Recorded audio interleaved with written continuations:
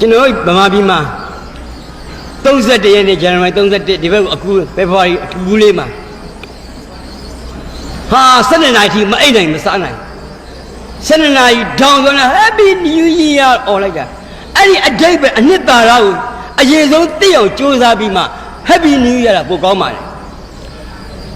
မြန်မာပြည်အချုပ်ချာအာဏာကိုထိပါစော်ကားပိမ့်ပိုက်ယုံနေမဟုတ်ဘူးသူတို့ဝိရိုရိယဘယင်မာကြီးကိုမွေးနဲ့လက်ဆောင်အဖြစ်နှစ်တကူလက်ဆောင်အဖြစ်နှစ်တကူလက်ဆောင်အဖြစ်ပေးခဲ့တာအဲ့ဒီ Happy New Year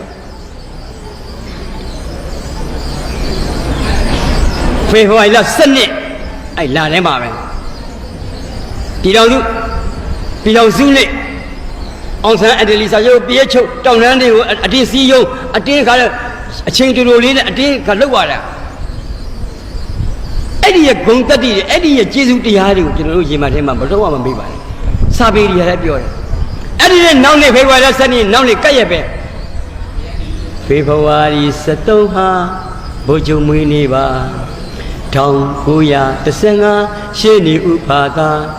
ဇာတိနှမောင်းမဝေးခရိုင်တိကြများခုတိုင်းကြံ့ကြံ့ခိုင်တဲ့ဇာနီဘွားမိခင်တော်စုသား1940ခုပြောင်းကြတမလွန်မျက်ရည်ပြိုင်လို့အဝေညူဇူလိုင်19အဲ့ဒီလိုနေ့ကိုဘုချုပ်ကမွေးနေ့အဲ့ဒီဘုချုပ်မွေးနေ့ကိုပဲကလင်းပြားနေ့လို့ကြောင်းလိုက်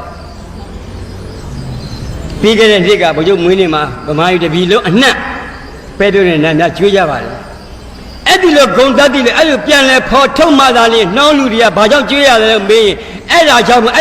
ကျွေးရတယ်လို့ပြန်ပြောလို့ရပါတယ်အဲ့ဒီနေ့မှာကြတော့ဘုချုပ်မွေးနေ့ကြတော့မသိကြအောင်ဆောင်ပြီးဖေဖော်ဝါရီ14ရက်ပါတယ်ချစ်သူများနေ့ချောကလက်တစ်ချောင်းပဲ့ပြီးတော့တက်ခုတ်ခန်းခေါ်သွားတာပိတ်နဲ့ချီပြီးတော့ပျက်စီးသွားတယ်မြန်မာအမျိုးသမီးတာကောင်းသားသမီးတွေဗမာပြည်အနှံ့ပြားမှာအမတန်ရင်းလာစားကောင်းတယ်ချစ်သူများနဲ့ဗလဲတိုင်းတဲ့ဆိုတာဘယ်ကဘလို့ဗလဲတိုင်းဖြစ်လာတာလဲကိုတော့ကြကြနန်းနန်းဂဂနန်းနန်းသိကိုတော့လိုအပ်ပါတယ်ယောမဒုရိယခေတ်မှာဗလဲတိုင်းဆိုတဲ့ခရိယံဘုန်းတော်ကြီးကအယူဝါဒကိုမစွန့်လွတ်နိုင်လို့သူ့ကိုတတ်အံ့ဆဲမှသူတန်ရောရှိတဲ့ကောင်မလေးတယောက်ကိုစာလွှာလေးပေးပါဆိုတာကစရည်ချစ်သူများနေဖြစ်ပါလေဗလဲတိုင်းတွေဘလို့ပတ်သက်လို့ပါလဲဒီလောက်ရင်းမြေတွေချားပြီးတော့အဲ့ဒီဗလဲတိုင်းချစ်သူများနေရဘယ်သူကစီးပွားရေးသမားခရိုနီတွေတဲဆောင်လာလည်းမသိဘူးရင်ဘက်ကိုနှင်းစီပန်းလေးပက်ကဟိုတစ်စိတ်လေးကတ်လိုက်ဟိုတစ်စိတ်လေးကတ်ပြီးတော့ဂန့်နဲ့ခေါ်သွားတာပေါ့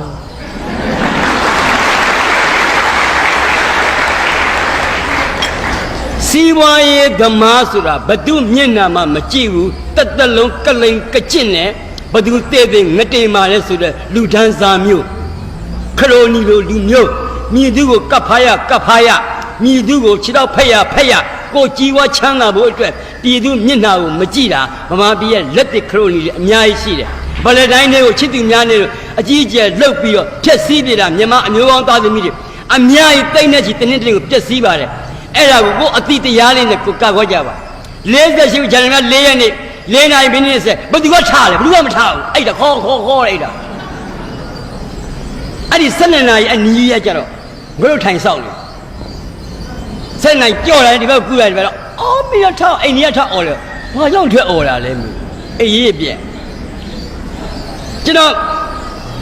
မိမနဲ့ကျွန်တော်7နှစ်တာအိမ်တော်သက်ကာလမှာကျွန်တော်တစ်ခါလားနမ်းမှုပါတယ်ကျွန်တော်ချစ်သူများနေမင်းကိုချစ်တဲ့နေ့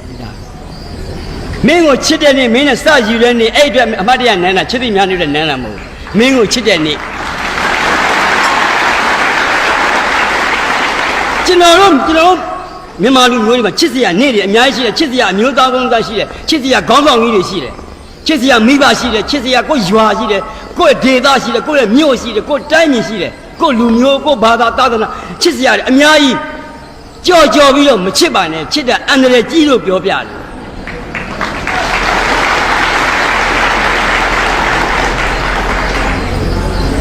အဲ့ဒါလို့ပေါ့ပြောရင်ပြောတယ်မောလဲမောပါအာကျုမှတ်တယ်ကျွန်တော်က ဘာလို့အော်2ရက်လေးဆိုတွေ့ရမဟုတ်ခဲလားနောက်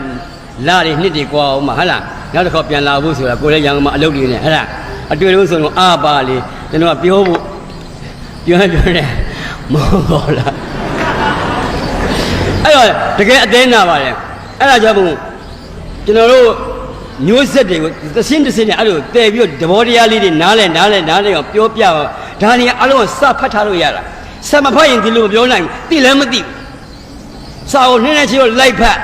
အဲ့ဒီအတိတရားတွေနဲ့ပြည်သူကိုပြန်ဖြတ်စာရေးစရာဘယ်မြည်သည့်စာရေးဆရာမဆိုသူတို့ဖတ်အားမှတ်အားတွေကိုပြည်သူကိုပြန်လဲချပြတာစာပေဟောပြောဖို့ဆိုအနှစ်သာရအဲ့ဒါအဲ့တော့စာပေဟောပြောဖို့လုပ်တဲ့ဒီကနေရရှိတဲ့လူတွေမှာအချိန်မှာပတ်ဝန်းကျင်ဒီပါရှိတဲ့ရိုးရမှာရှိတဲ့ရှေးပေါင်းလူသမားတွေအဲ့ဒီကနေပြီးတော့တကယ်လူငယ်လေးတွေအောင်ချမ်းရည်လူမျိုးလေးတွေဒီလိုလူတွေနဲ့ဒီလိုတွေ့ဆုံဖို့အတွက်သူအရန်ကြိုးစားလာခဲ့ရတယ်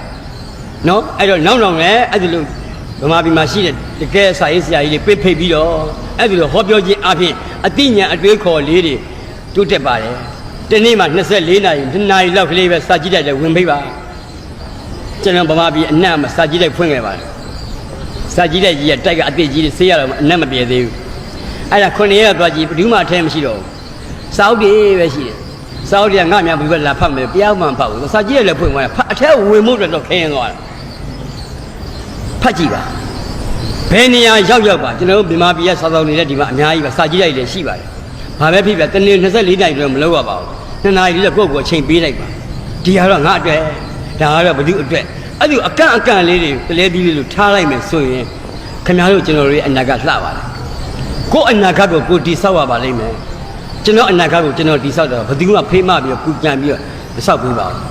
ကျွန်တော်သားသမီး2ယောက်နဲ့ကျွန်တော်အမိဇနီးနဲ့ကျွန်တော်ပိုင်ဆိုင်မှုကျွန်တော်မိသားစုလေးနဲ့ကြနန်းဗမာပြည်မှာအခုအဓိကပြဿနာအလုရှားပါမှုပြဿနာအလုသမားရှားပါမှုပြဿနာကျွန်တော်လေမိမဘက်ကပါတဲ့လေ15ဧကလောက်လုပ်ပါတယ်ဒီနေ့တည်းကိုကောက်ဆိုင်ချိန်နဲ့အဲ့ဒီပြိုးနှုတ်ချိန်မှာကြာရင်ကျွန်တော်32ချောင်းသွားပြီးဖြီးထားရပါတယ်ဟိုးညောင်လို့ဘက်ကအလုသမားသွားခေါ်ရတယ်လေသမားတွေလုတ်ခိုင်းရင်ချော့လဲချော့ရတယ်ဘာစားမလဲကာလာချက်စားနော်ကောင်းတယ်တလားကာလာချက်ဘာလို့ဆိုဒီကမြန်မာလေးရိတ်ပါပြမယ်မိုးနဲ့လေနဲ့ရိတ်မှဖြစ်မှာဘူးပတ်စံလည်းပေးရတယ်အဲ့ဒီလုံမလူမရှိတာလုံမလူလုံသွားရှားသွားပြီဒီရိုးရတဲ့နိုင်ငံတိုင်းမှာအတွက်ကြီး3သန်းကျော်ရှိတယ်ဗျာကတွက်ကြီးကျွန်တော်မြန်မာအမျိုးသမီးတွေဟာဗမာပြည်မှာဒီနေ့ကုမ္ပဏီတွေဖွင့်ပြီးတော့ဟောင်ကောင်တို့ထိုင်ဝမ်တို့အိမ်ပေါ်ပို့ရဲဆိုတာယဉ်တူးမနာဖြစ်လုံးလို့ကျုပ်တို့လူမျိုးကကြုံမဟုတ်ဘူးကျုပ်တို့လူမျိုးကတခင်လူမျိုးအိမ်ပေါ်မဟုတ်ဘူး